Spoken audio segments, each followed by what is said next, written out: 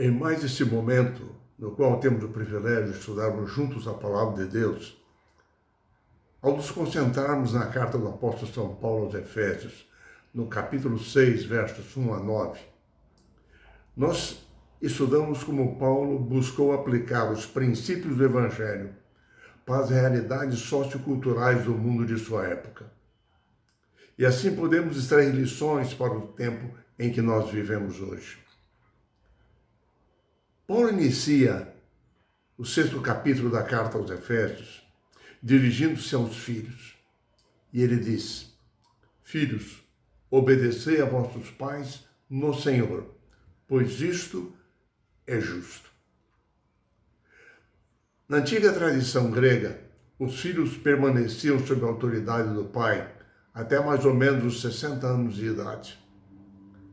Na cultura romana, os filhos permaneciam como propriedade dos pais até sua morte.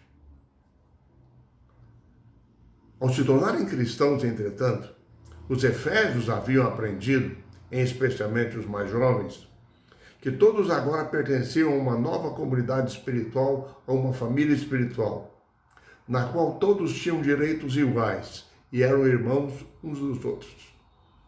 Assim é que havia jovens cristãos que legalmente estavam sob a submissão dos pais, mas eles tinham idade suficiente para, dentro da comunidade cristã, participarem ativamente de todo o processo de adoração, serem discípulos da mesma comunidade, tomando suas próprias decisões.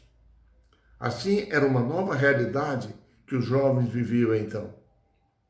Assim é que Paulo destaca 3 pontos para os filhos.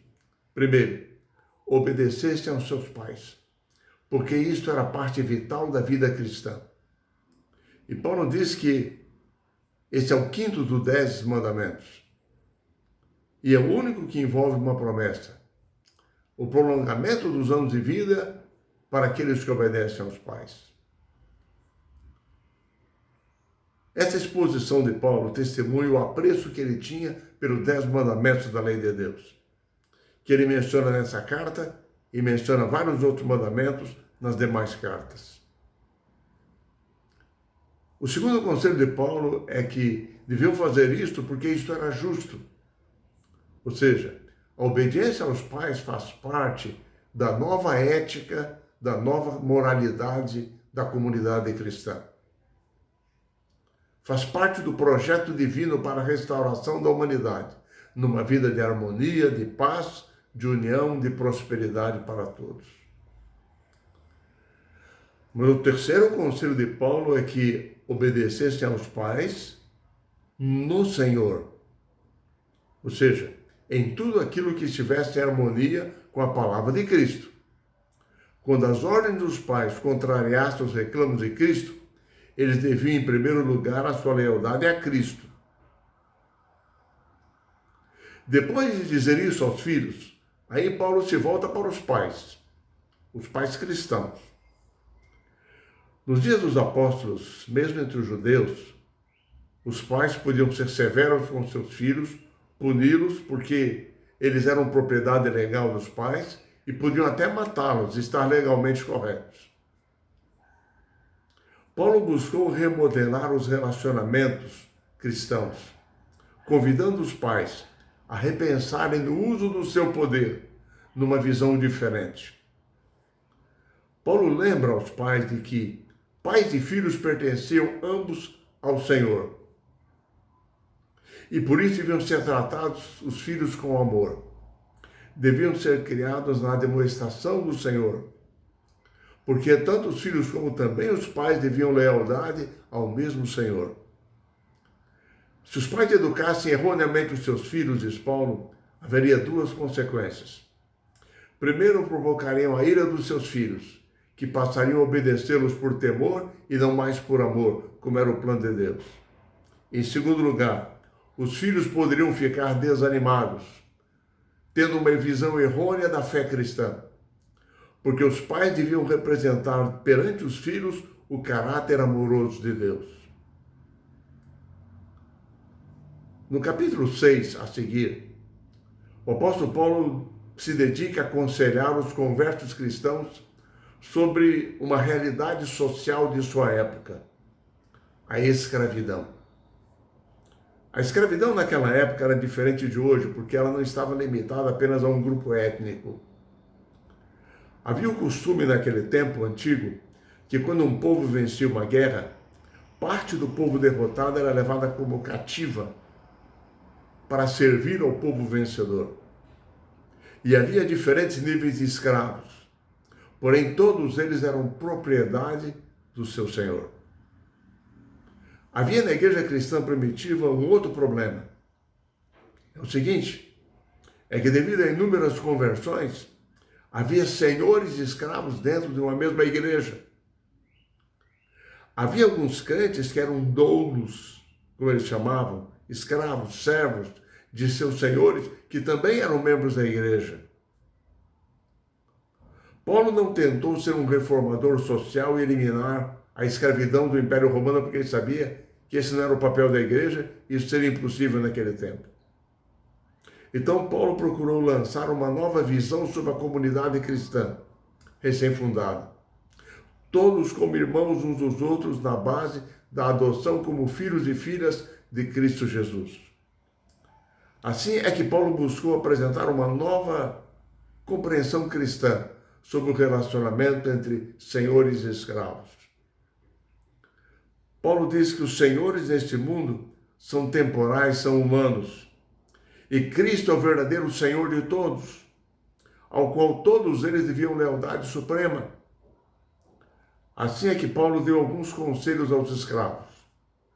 Ele disse, lembrem-se, Cristo era o verdadeiro Senhor deles. Segundo, deviam permanecer na condição em que foram chamados. Se alguém havia sido convertido como escravo, permanecesse como escravo. Terceiro, deviam prestar um genuíno serviço como escravos. Quarto, trabalhassem como para Deus e não como para seus senhores. Em quinto lugar, na realização das suas tarefas, deviam fazer tudo de coração, de acordo com a vontade de Deus, oferecendo como que um serviço sincero dirigido a Deus e não aos homens. Paulo ainda animou os escravos cristãos com duas promessas. A primeira é que a sua verdadeira recompensa seria recebida quando da vinda do Senhor. E a segunda promessa era que o Senhor estava atento para as suas realidades, suas necessidades e continuaria cuidando deles, mesmo como escravos cristãos. A partir do verso 9, Paulo volta-se para os crentes que eram senhores e escravos, todos membros da mesma igreja. As igrejas se reuniam nos lares naquele tempo. Assim é que no verso 9 de Efésios capítulo 6, nós lemos o seguinte: E vós, senhores, de igual modo, procedei para com eles, deixando as ameaças, sabendo que o Senhor, tanto deles como vós, está nos céus, e que para ele não há acepção de pessoas. Paulo chamou os crentes senhores para olharem além das estruturas sociais do seu tempo, baseando-se em duas motivações. A primeira delas, os senhores e os escravos eram escravos de um único Senhor, Cristo Jesus. Segundo lugar, o Senhor Celestial não faz acepção de pessoas, julga todos com imparcialidade, em pé de igualdade. Assim também eles deviam proceder. E ele diz, façam o mesmo com os seus servos. Deviam tratar com bondade os seus servos, com magnanimidade, parando de ameaçá-los, de castigá-los, para que eles não fossem cobrados, julgados por Deus depois por causa dessa sua atitude. E a lição lista, inclusive, uma série de abusos aos quais os escravos eram submetidos naquela época. Por serem adotados como filhos do Pai Celestial através de Cristo Jesus, tornando-se herdeiros e membros da família de Deus, concidadãos com Cristo no reino do Pai Celestial, os escravos deviam receber agora um tratamento especial na igreja cristã. Enfim, Assim como em Éfeso, no primeiro século da história da igreja cristã, nós hoje temos o privilégio e a responsabilidade de aplicarmos os valores do Evangelho em todos os nossos relacionamentos dentro do contexto social em que nós vivemos, fortalecendo os vínculos e relacionamentos entre pais e filhos, entre senhores e escravos, entre empregadores e empregados, porque hoje praticamente já não temos mais escravos em nossa sociedade. De tal modo, nós devemos agir que contribuamos para uma melhoria da sociedade, para que possamos apresentar, inclusive, ao mundo a igreja como exemplo de uma nova comunidade espiritual com novos valores morais e sociais.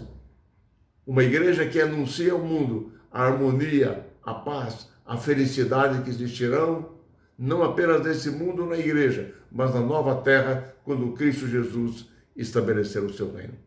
Que o Senhor nos inspire e nos anime a seguirmos os princípios da sua santa palavra.